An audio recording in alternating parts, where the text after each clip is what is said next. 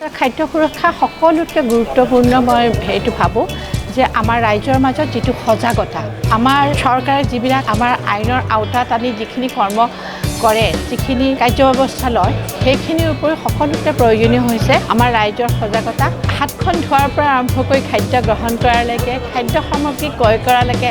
শাক পাচলিৰ পৰা আৰম্ভ কৰি শিশু খাদ্যৰ পৰা আৰম্ভ কৰি আমাৰ মাছ মাংস সকলোবিলাক প্ৰটিনযুক্ত খাদ্যলৈকে আমি যেতিয়াই বজাৰত কিনো তেতিয়া আমি সজাগ হোৱাটো প্ৰয়োজন হয় আৰু সকলোতকৈ ডাঙৰ কথা হৈছে আমি সকলোৱে যদি এই ক্ষেত্ৰত সজাগ হওঁ মানুহৰ মাজত যদি আমি ক'ব পাৰোঁ যে এইখিনি পাচলিত এইখিনি আছে বা আমাৰ বিষয়া কৰ্মচাৰীসকলে যেতিয়া গৈ পেলাই এটা ঘোষণা কৰে যে এইখিনি কল বা এইখিনি পাচলিত